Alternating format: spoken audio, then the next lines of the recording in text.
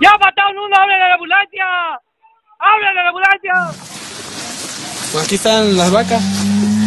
Como ven, está abierto, pues ya se acostumbraron a que a cierta hora salen a comer y a cierta hora entran solas. Sin necesidad de que la andemos buscando. Lo que es la comida, su comida, vemos que siempre que venimos aquí a estar con ellos, a que no se sientan solos, porque pues somos nosotros, el pueblo, quien tiene que estar al pendiente de ellos, porque el gobierno, como decimos ellos, no se interesan por nada. De los 46 planteles que se fundaron para alfabetizar al campesinado mexicano, solo subsisten 17. De ellos, 2 se encuentran en proceso de cierre. Para los gobiernos estatales y federal ya no tienen razón de existir. La semiclandestina Federación de Estudiantes Campesinos Socialistas de México, FECSUM, la organización estudiantil más vieja del país y la que agrupa a los estudiantes de todas las normales rurales, se apresta a impedir el cierre de estas escuelas para pobres. Los aguerridos alumnos de la FECSUM, organizados en consejos estudiantiles por cada escuela y en organismos nacionales, consideran que no solo son escuelas lo que está en riesgo, sino la oportunidad de vida de los campesinos. Las 15 escuelas normales rurales se encuentran en El Quinto, Sonora; Saucillo, Chihuahua; Aguilera, Durango; San Marcos, Zacatecas; Cañada Honda, Aguascalientes; El Cedral, San Luis Potosí; Atequiza, Jalisco; Tiripetío, Michoacán; Tenería, Estado de México; Canotla, Tlaxcala; Amilcingo, Morelos; Teteles, Puebla; Ayotzinapa, Guerrero; Tamazulapan, Oaxaca; Eselchacán, Campeche. En proceso de cierre o transformación se encuentran Mactumaxá, Chiapas y El Meche, Hidalgo. La idea principal de las escuelas normales rurales era abatir el rezago educativo que México tenía en los años 20. Es por eso que muchos jóvenes de comunidades con escasos recursos decidieron entrar a Ayotzinapa para convertirse en maestros, esto con el ideal de regresar a sus comunidades y formar a sus niños esperando un mejor futuro para ellos. Hasta la fecha, la comunidad estudiantil de Ayotzinapa se caracteriza por tener estudiantes que hablan dialectos. Ellos se encargan de que los alumnos que no saben este dialecto lo aprendan en el laboratorio de idiomas y sean capaces de salir al campo a dar clases.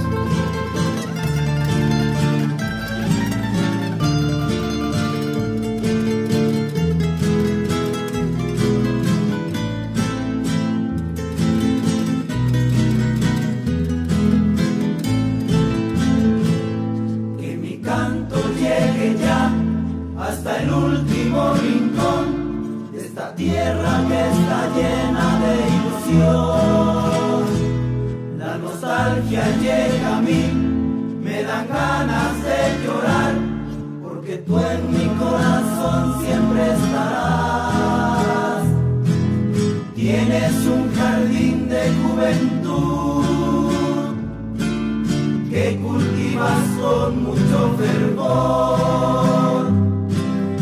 Aprenden de ti toda tu virtud, tienes que luchar por ser mejor.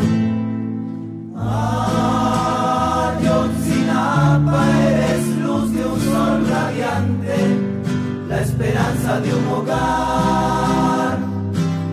Nunca hacen falta cantos de aves que no duermen, unas llegan y otras van. Ayotzinapa, eres tu gran colorido de belleza y tradición. Ayotzinapa, siempre, siempre tan sonriente, pero sabes del dolor.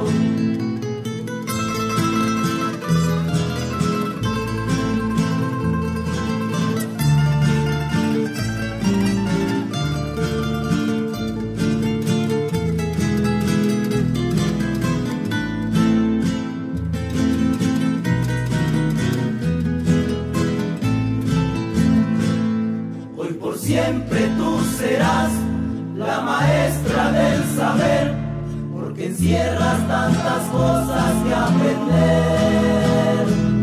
Cantando quiero seguir, mejor cantando me voy, se despide este humilde trovador.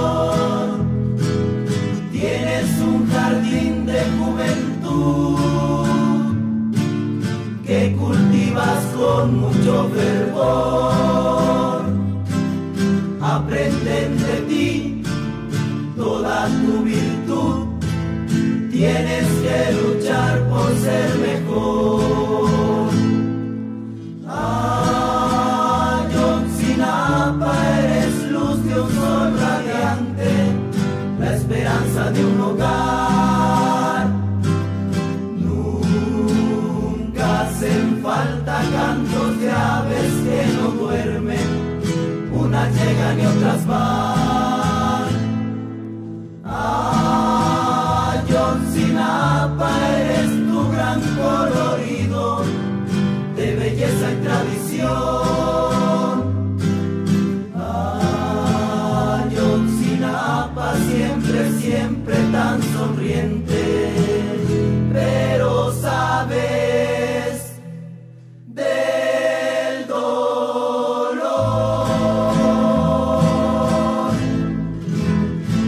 La noche del 26 y parte de la madrugada del 27 de septiembre, pues en la ciudad de Iguala, los compañeros de nuestra normal de Ayotzinapa sufrieron un atentado por parte de policías ahí municipales, los cuales pues agredieron a balazos la unidad donde se transportaban, hiriendo y deteniendo a varios compañeros. Posteriormente en una urban donde se trasladaban para ver ese asunto, mismos compañeros de la normal pues también fueron recibidos pues a agresiones. Pues entonces lo que exigimos como estudiantes de la normal es el esclarecimiento y sobre todo justicia para las familias afectadas, padres de nuestros compañeros estudiantes, y también exigimos que a todos los desaparecidos pues se nos entreguen pues a nuestros compañeros desaparecidos con vida. Los queremos en buenas condiciones de salud. Por lo tanto, exigimos eso pues a las autoridades. Tenemos una Muchas gracias. Ya me cansé. Muchas gracias. Creo que ahorita no es momento para hablar de ese tema. Yo creo que como todo México está en duelo, está conmocionado por lo que está pasando, pero creo que ahorita no es momento. Creo que ahorita venimos a disfrutar y a recibir mi premio. Edgar Andrés Vargas, al cual ya tenía el disparo en la cara. Lo encontré y el compañero andaba medio agachado y bien herido, pues, o sea, sangrando a chorros. Lo cargamos como pudimos y seguimos corriendo y sintiendo los disparos todavía que impactaban contra los autos que estaban ahí a las orillas. Íbamos, haz de cuenta, en la fila de autos, así, como detrás de los autos para evitar que nos dieran, pues. Teníamos miedo y rabia a la vez, porque no podíamos ni hablar, no podíamos recibir llamadas. Si alguien nos llamaba, un militar se ponía ahí a escuchar primero. Nos iba diciendo lo que teníamos que decir, o sea, básicamente como que encubriéndose, pues, o sea, decían, sí pueden recibir llamadas para que no se den cuenta que los tenemos, pero no digas que te tienen los militares, tú di que estás bien. El sistema político mexicano está muy corrompido, porque es una bidireccionalidad entre el crimen organizado, que deja mucho dinero, porque esta parte no se maneja, es decir, es un gran componente del Producto Interno Bruto, que además tiene la cobertura de Estados Unidos. ¿Por qué razón? Es decir, el Tratado de Libre Comercio, yo siempre le llamé el TLC bis, que era el Tratado de Libre Cocaína. En el momento de abrir la frontera, se abre el paso a la libre cocaína, que naturalmente tiene el máximo comprador del mundo, que es Estados Unidos, que además vende armas a los cárteles mexicanos, que están mejor pertrechados que el mismo ejército. Entonces se ha creado, y esto no es de 2 años, esto viene desde mucho atrás, estamos prácticamente desde los años 60.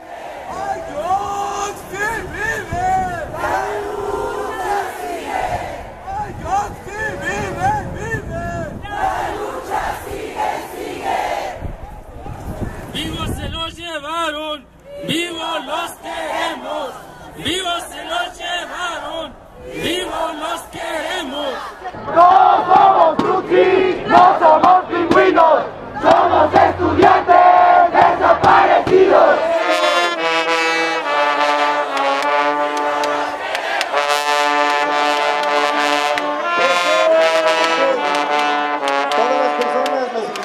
estamos más que encabronados. El crimen de Ayotzinapa es la mayor masacre desde el 68 de estudiantes. Llegamos más de 100,000 muertos en 8 años. Eso es un genocidio humano.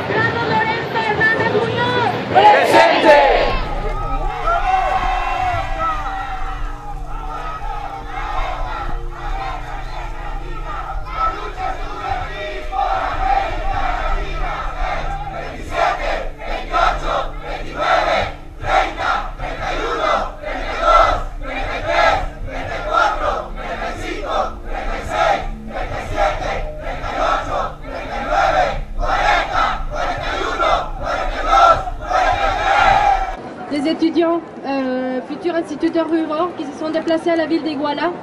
Et ils ont l'habitude de faire ça, d'emprunter des vies un peu des bus de leur trajet. C'était pacifiquement. Et une fois arrivés sur place, sur Iguala, la police a tiré dessus. Estamos en esta acción enfrente de la Embajada de México exigiendo la aparición con vida ya de los 43 normalistas de Ayotzinapa, porque consideramos que es una cita de honor enfrentar este crimen de Estado. 43个墨西哥学生失踪的事情，我希望政府能够给他们公平。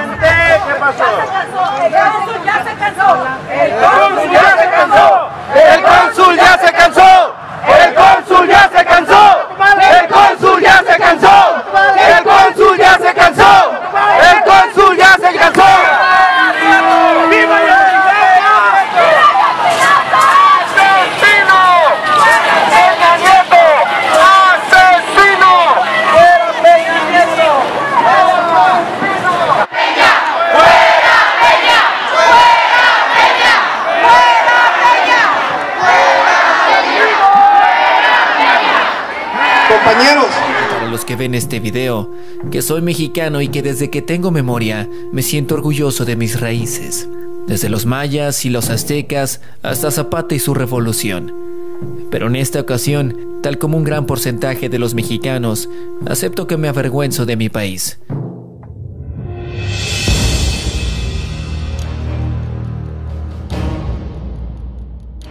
Y no me avergüenzo de su gente o su territorio, sino de quienes nos gobiernan, los tiranos, sanguinarios, ladrones y manipuladores que controlan a nuestro país. Ellos nos tienen ahora viviendo en un lugar en el que ya no es seguro siquiera salir a pasear por las calles, pues en una distracción puede salir herido o morir a causa de una balacera. Particularmente, he sido víctima indirecta de este tipo de acontecimientos. Durante un tiempo, viví en el norte del país y, estando en casa, tranquilo, luego de un día completamente normal, una balacera se adueñó de la calle en la que vivía. Sí, tenía miedo. Un miedo que no se compara con nada. Luego, los protagonistas de tal atrocidad dispararon a un transformador eléctrico y toda la energía se esfumó durante un buen tiempo. Quedamos completamente a oscuras. El sonido que dominaba en el ambiente era completamente paralizador, pues los disparos se escuchaban tan cerca que sin dudas y de inmediato cubrimos las ventanas con lo que tuvimos a la mano para evitar cualquier desgracia. Al día siguiente, nada se dijo en la televisión, nada se dijo en ningún medio. Hace poco, mi madre y su hermano fueron al centro de la Ciudad de México, la capital de mi país. Se dirigían ya de regreso a casa, cuando a plena luz del día y de repente los balazos se hicieron presentes. Como es natural, las personas comenzaron a correr despavoridas y temerosas, literalmente corrían por sus vidas. Cuenta mi madre que de pronto le perdió la pista a su hermano y el pánico le invadió por completo. Aunque el trágico evento fue breve, les pareció eterno por estar separados durante el acontecimiento. pero luego de un instante se reencontraron, aunque el encuentro no fue tan placentero, pues mi tío estaba derramando sangre debido a una herida de bala. A pesar de ello, no lo contaron así en los medios, pues mi tío no fue tomado en cuenta como herido de entre quién sabe cuántos más. Los noticieros solo tomaron, o les pidieron que tomaran en cuenta 3 heridos, entre ellos un policía y una niña. Pero, ¿a qué voy con todo esto? Sencillo. Ya no creemos en nada ni nadie que no sea del pueblo para el pueblo. Ni medios, ni políticos, ni funcionarios, ni policías, ni ejército, ni nada. Nadie parece ser honesto ya en este corrompido país. Pero poco faltaba para evidenciar la corrupción, la tortura, la violencia, la impunidad y tantos otros malos adjetivos que predominan en mi amado país. Esta vez resonó en todo el mundo, pues lo ocurrido tuvo un gran eco, debido a la naturaleza del hecho y además a la valentía de cientos de miles de personas que alzamos la voz para que alguien nos escuchara. Así, todo el mundo puso los ojos en México y el planeta está siendo testigo de la verdadera política que se ejerce en nuestro país. Una política que, lejos de estar al servicio del pueblo, le somete en cuanto éste alza la voz. Hoy se cumplen 43 días de la desaparición de los 43 estudiantes normalistas de Ayotzinapa, en el estado de Guerrero, en México. A lo largo de este periodo, el caso ha generado indignación, reclamos, críticas hacia las autoridades, detenciones, enfrentamientos, protestas, entre otros muchos incidentes. El viernes 26 de septiembre, cerca de las 9 de la noche, decenas de normalistas llegaron a Iguala, donde fueron atacados y perseguidos por policías municipales.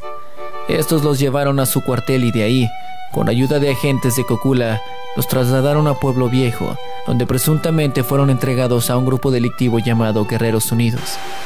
A 43 días de esto, aún se desconocía dónde estaban 43 estudiantes. Eso es básicamente y a grandes rasgos lo que ocurrió y detonó una serie de eventos que el gobierno jamás esperó.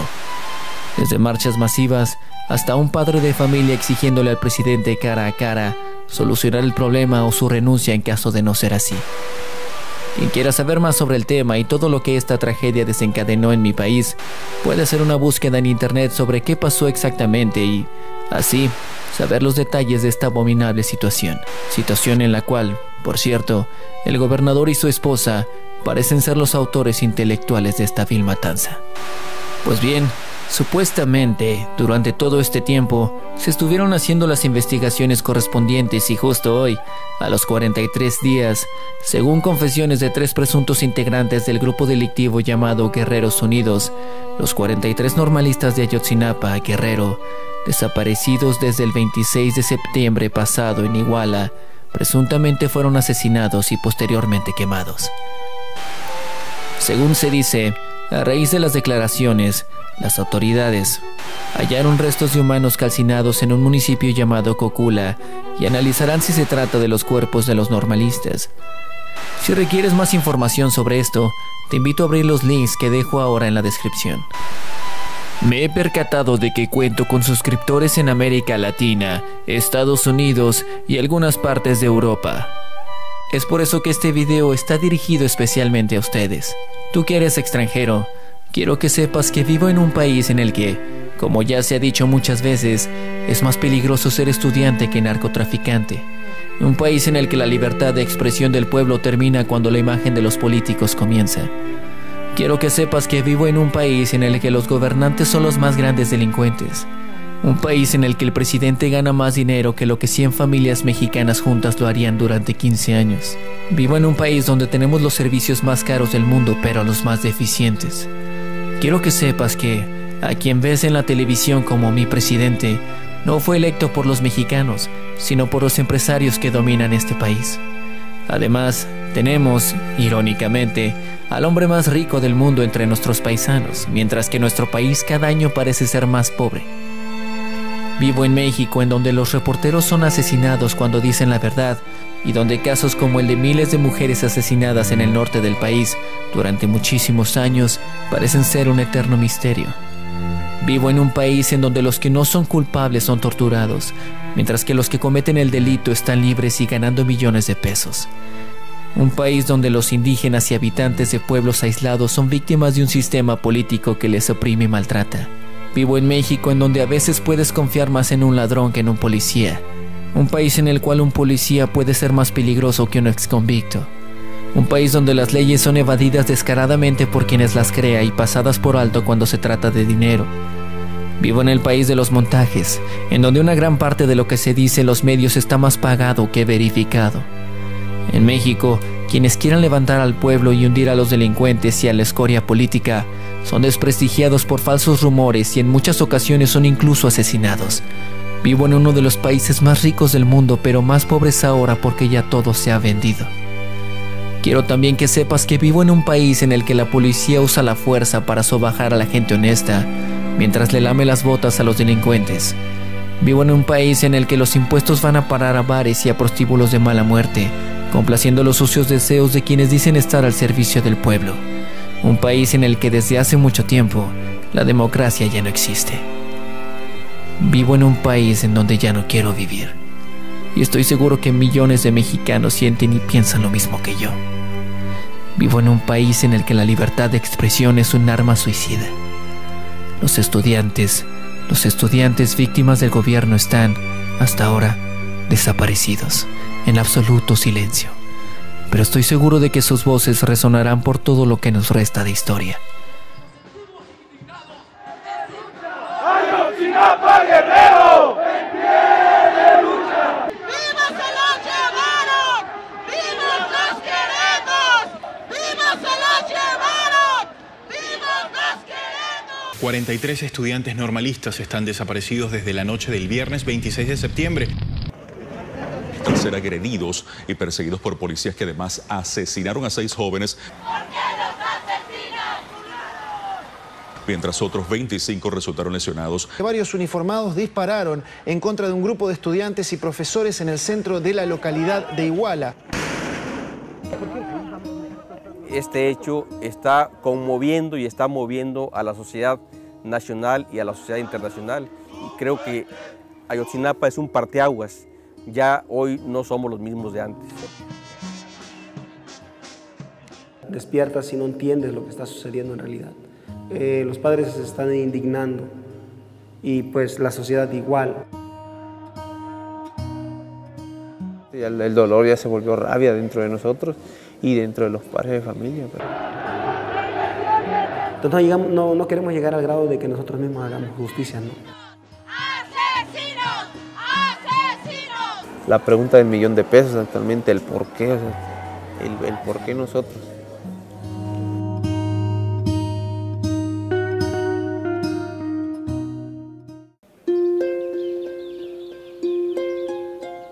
El 26 de septiembre, casi un centenar de alumnos de la Escuela Normal Rural de Ayotzinapa salía rumbo a Iguala, a unos 120 kilómetros del lugar. Teníamos acordado ir a tomar autobuses. Recorrieron pocos kilómetros hasta que la policía municipal empezó a seguirles y dispararles, terminando por cerrarles el paso. Cuando algunos estudiantes descendieron, sufrieron el primer ataque directo. Y de repente, pues a la altura del Zócalo, que empiezan los disparos.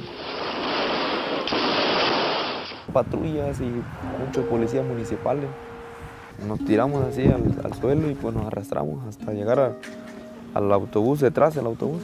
En la escuela recibieron la noticia del ataque y varios estudiantes se trasladaron rápidamente hacia la ciudad. Como a las 2 horas de que se fueron, pues me hablaron por teléfono, me dijo, oye, nos están disparando los policías. Empezaron a disparar las llantas y ya empezaron a dispararle a los compañeros. Pues. En la cabeza, en la mano y cuestiones así ya empiezan a asesinar. Era de noche y estaban cubiertos, encapuchados, pues. Pero pues sí se distinguían por su uniforme que decían policías municipales. 3 autobuses balaceados, sangre en el piso y en todas partes. 43 estudiantes fueron retenidos por la policía municipal y los subieron en sus camionetas. Vemos que se lo bajan a todos los compas y se los llevan pues en la patrulla. Sí se alcanza a ver que se lo llevaron pues los policías. Algunos estudiantes que se salvaron del ataque, ayudados de compañeros recién llegados, explican a la prensa lo sucedido cuando se produce un nuevo ataque. Se podía sentir pues el aire de un disparo cuando pasa muy cerca de ti. Se podía percibir, se podía hasta escuchar. pues gritamos todos. Ya lo mataron. Y pues ellos seguían disparando. Luego vimos que un compañero cayó, y que otro compañero cayó también. Notó así la sangre en el autobús, del impacto pues de la bala. Necesitamos una ambulancia para un compañero. ¡Está apuntando! ¡No tenemos armas! ¡Está apuntando a un compañero! Corrí como 2 cuadras y se escuchaba el tiroteo todavía. A pocos metros del lugar del ataque se encuentra el colegio militar, pero ningún soldado se acercó a ver qué sucedía. Un grupo de estudiantes salió huyendo y llegó con heridos hasta el Hospital Cristina. El ejército sí que llegó hasta allí. Y los soldados, los otros, se metieron cortando cartucho. Dice, usted cállese, ustedes se lo buscaron. Querían ponerse con hombrecitos, amárrense los pantalones. Nombres, y dennos sus nombres reales, sus nombres verdaderos, cabrones. Porque si dan un nombre falso nunca los van a encontrar. Acuérdense que en la guerra sucia, si alguien era experto en desaparecer personas, era precisamente el ejército.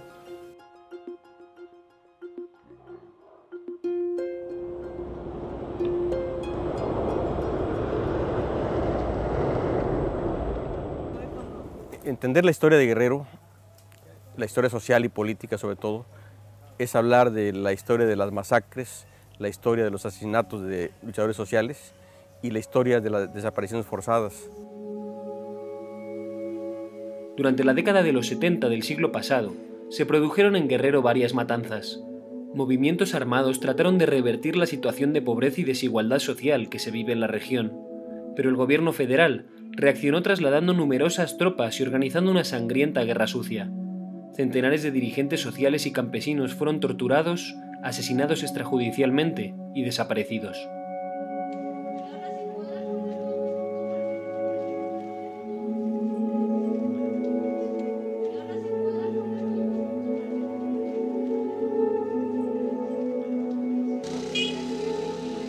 En la comunidad de San Juan de las Flores, al inicio de la Sierra Guerrerense, se respira la tristeza.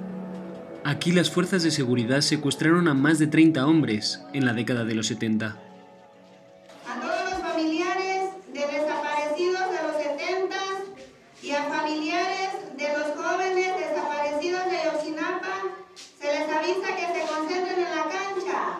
Todos sí fuimos víctimas de lo mismo, de la desaparición forzada pues, por el gobierno. A las 12, 1 o 2 de la mañana me caía el gobierno a la casa que le entregara a mi esposo.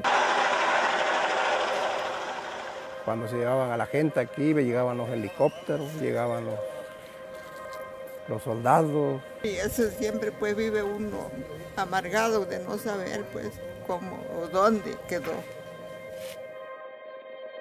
En ese tiempo pues fueron nuestros esposos, muchas madres perdieron a sus hijos. Ahorita pues se está repitiendo, Cudberto es mi nieto. La historia se repite con nuevos jóvenes. Cudberto estudió en esta modesta escuela rural y pronto se fue a estudiar a la Normal Rural de Ayotzinapa para poder ayudar a las comunidades pobres como la suya. Mi hija está sufriendo de la pena de su hijo. Yo me siento mal, odio al gobierno, porque él es el culpable de todo. Cudberto es uno de los 43 estudiantes atacados y secuestrados por la Policía Municipal de Iguala el pasado 26 de septiembre. Pues yo tengo la esperanza de que regrese con vida. Y eso le digo al gobierno, que vivos se los llevaron y así lo requiero, que regrese él. ¿Qué es lo que tienen contra los campesinos, contra los pobres? ¿Qué es lo que quiere el gobierno? El dolor se duplica para María Araceli. Creció sin su padre, desaparecido en 1974, y ahora, 40 años después, el Estado se llevó a su hijo. Los de antes, ¿verdad? De la década de los 70, los posteriores y los actuales de Ayotzinapa, pues. O sea, en una misma familia vemos abuelos desaparecidos e hijos desaparecidos, que es lo más triste. La represión continúa en Guerrero, pero esta vez la sociedad civil mexicana ha respondido al caso de Ayotzinapa y no se saben las consecuencias. Si guerras quieren, pues guerra le vamos a dar. Porque yo siento que sí, yo no me hago para atrás. Es mi hijo, me duele. Si los muchachos no aparecen, quién sabe a dónde lleguen. ¿Cómo vamos a seguir? Ya la gente está muy enfadada, sí, está muy golpeada. Es un mal gobierno pues, el que tenemos.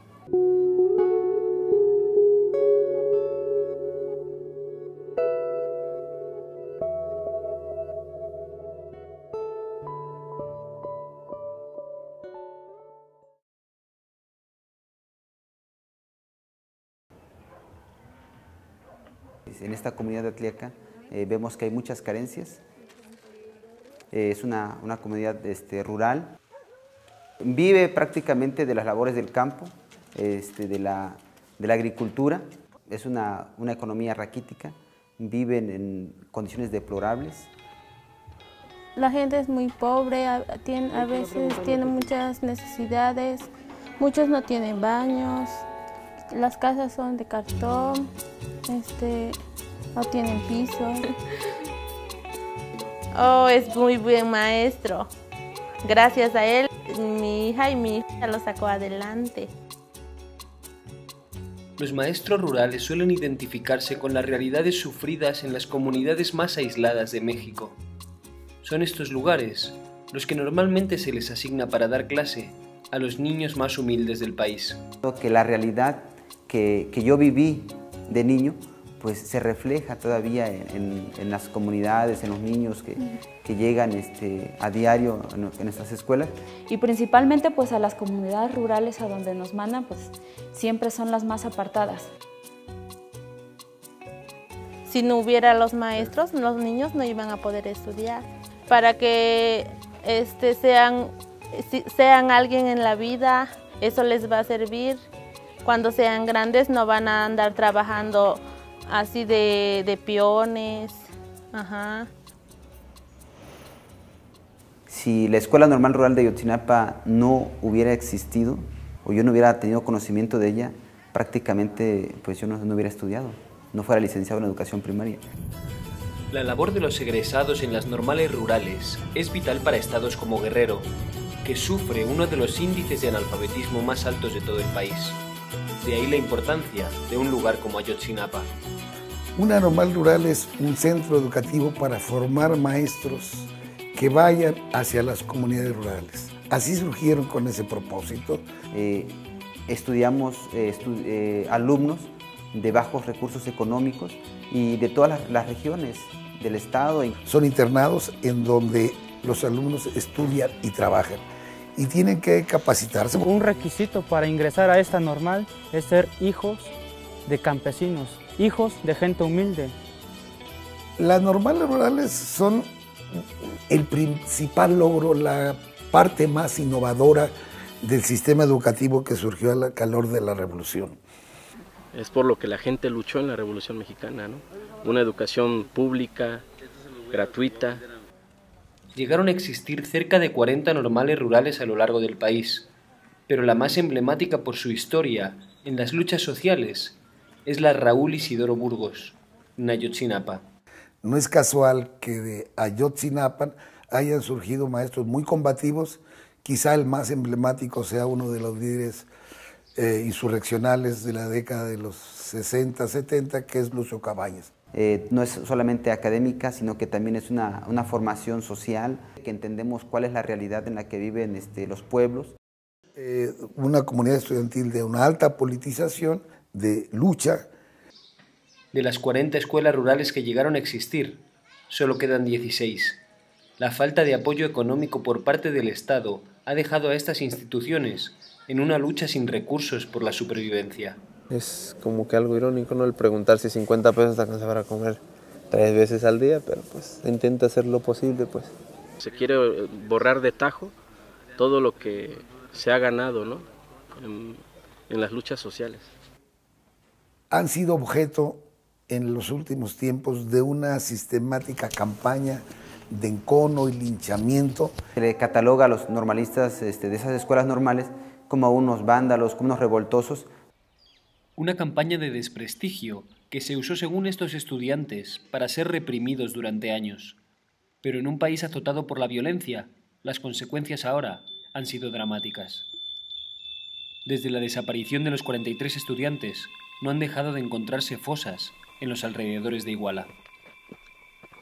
cada día aparecen más fosas, hay más cuerpos.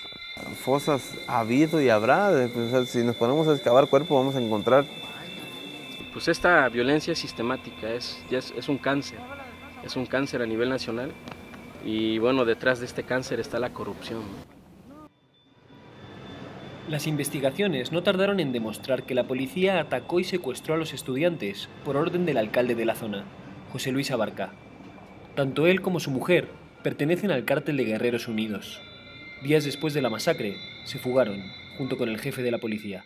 En un primer momento, los grupos de delincuencia organizada trataban de apoyar a candidatos y luego pasaron a poner o imponer a sus propios candidatos. Compró la alcaldía, cobijado en el paraguas, además de un partido supuestamente de izquierda, y ayudó a la campaña del gobernador.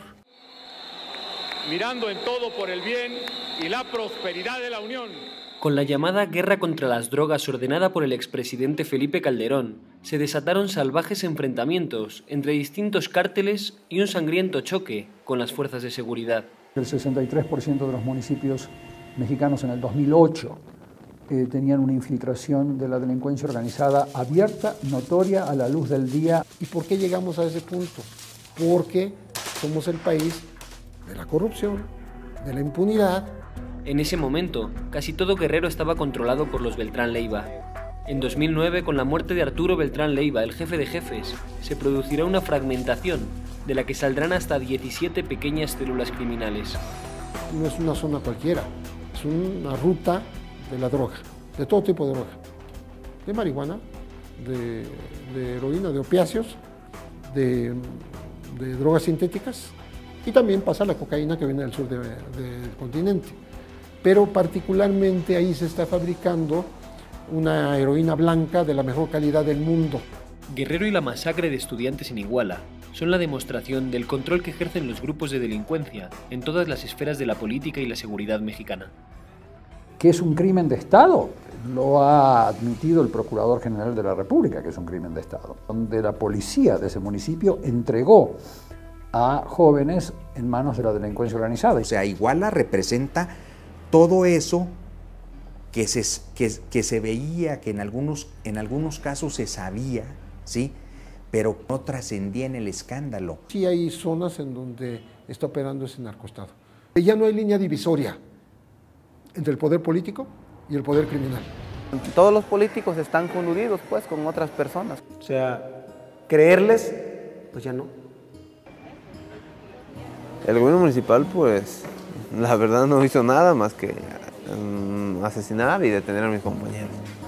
El gobierno estatal en su momento se vio gran decadencia. El gobierno federal ahora está inmiscuyéndose en toda su totalidad, pero nosotros hacemos el reclamo de por qué hasta ahora. Ejército y Policía Federal llegaron a la zona una semana después de los acontecimientos. Durante años se especuló en México sobre la relación entre el narcotráfico y la política, pero la masacre de Ayotzinapa sirvió para escuchar por primera vez a los políticos del país reconocer un pacto de no agresión entre ellos y el narco.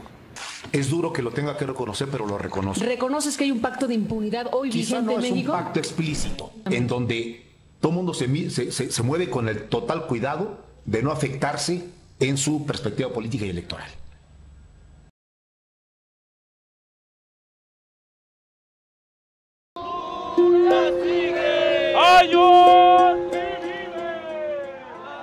Más de 100 periodistas han sido asesinados en México desde el año 2000.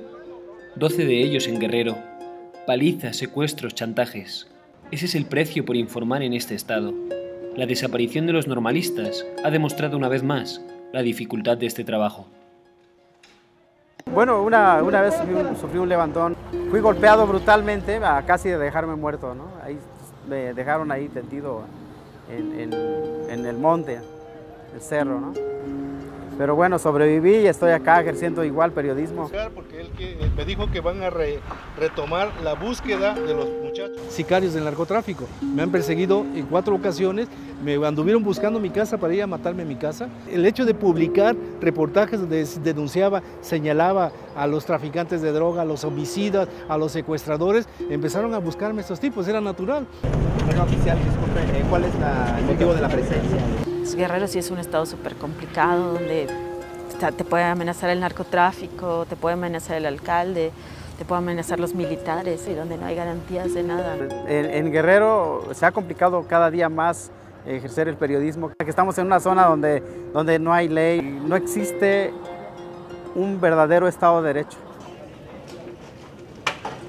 Siempre los reporteros locales son los más vulnerables. Bueno, entre más te metes al tema de los conflictos sociales, más aumenta el nivel de peligro que corres todos los días. Hay sectores completos de la prensa que simplemente decidieron no hablar de violencia ni de narcotráfico.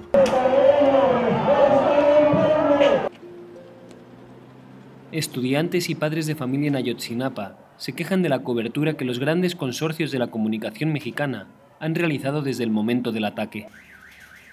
La cosa es que los medios nos respondían que no podían ir, que tenían prohibido.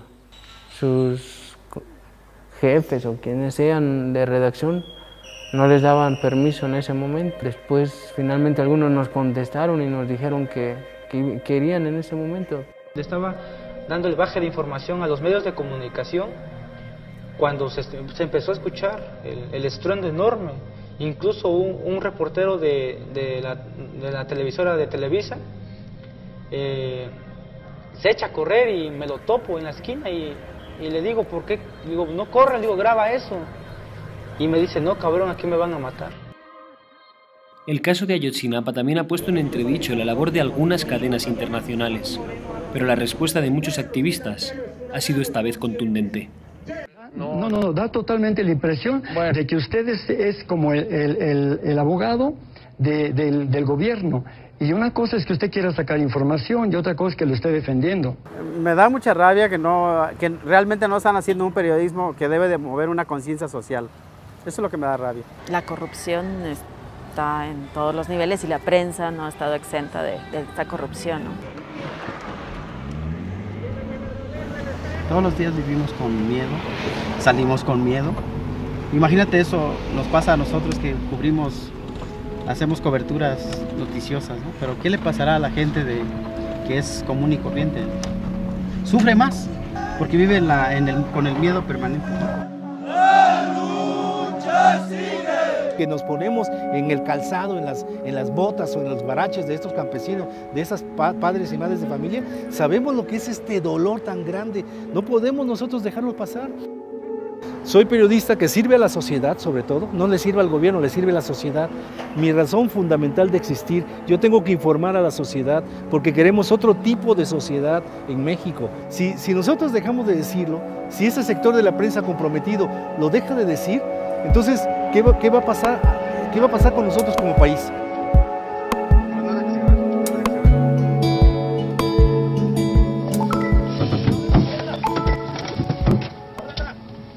Así déjale. Nada más déjale grabar. Pero es así como reciben muchas veces a los periodistas en este país.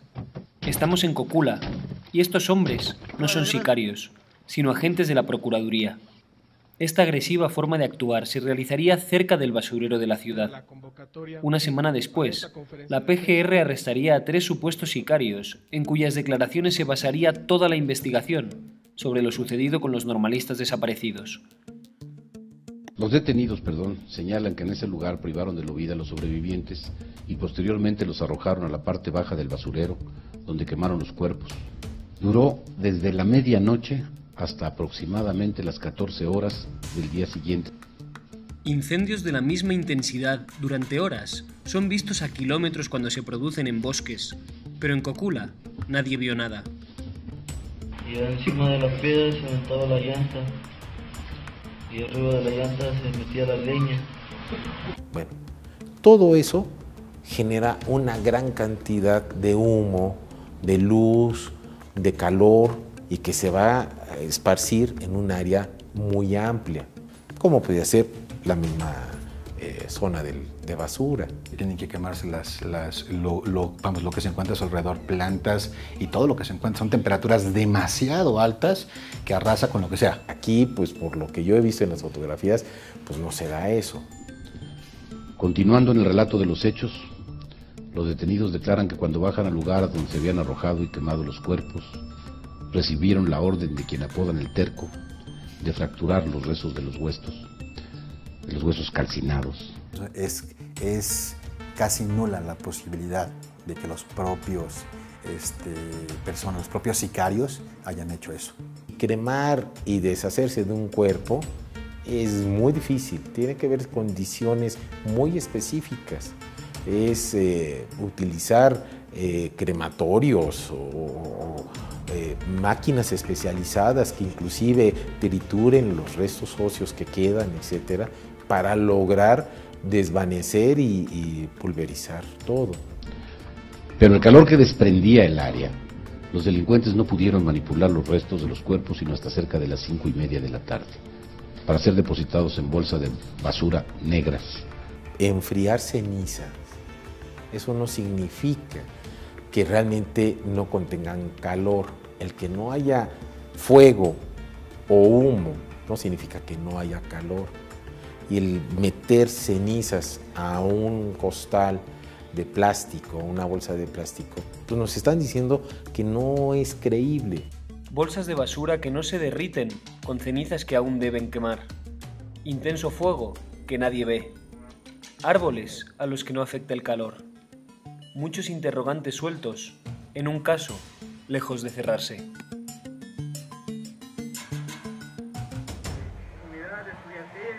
¡Vivos se los llevaron! ¡Vivos los queremos! Ningún país sale de esta cloaca de corrupción política generalizada sin que la sociedad civil se movilice. ¡Que haya justicia para Peña Nieto, para todos esos malos corruptos, para esos partidos políticos, priistas, panistas, perredistas, verde ecologista! ¡No queremos más partidos! ¡Queremos justicia! Irte contra el que dio la orden o contra el policía que ejecutó la orden es una condición necesaria, pero no suficiente para poder desmantelar estas redes. Tenés que irte contra lo que ellos estaban protegiendo. Y ellos estaban protegiendo dinero, patrimonios, negocios. Es todo negocios. El gobierno mexicano es todo negocios. Son una bola de corruptos todos federales, municipales, estatales. No importa cuántos nos maten, no importa cuántos nos desaparezcan. Vamos a seguir siendo lo que somos. Nosotros tenemos identidad. Que en México y particularmente en Guerrero se violan totalmente los derechos humanos. Esto va a ser como un huracán, se va a llevar por delante a la sociedad y al Estado mexicano.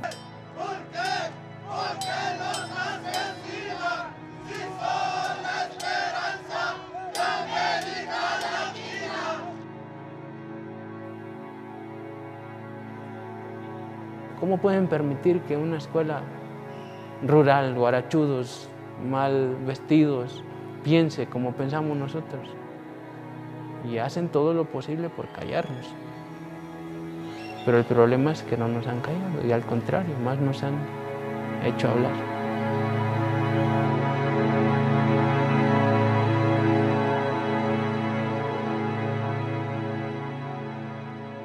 Peor.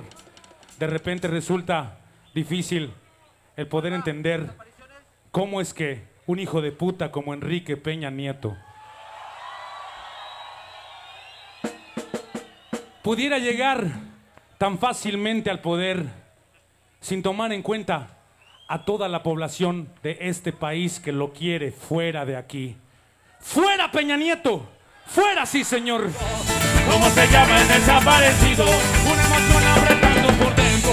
¿A dónde van los desaparecidos? Buscan el agua y en los matorrales. ¿Y por qué es que se desaparecen? Porque no todos somos iguales. Y cuando vuelve el desaparecido, cada vez que lo trae el pensamiento. ¿Cómo se llama el desaparecido? Una emoción apretando por dentro. Oh, oh, oh. Una emoción apretando por dentro, mamá. Oh, oh, oh.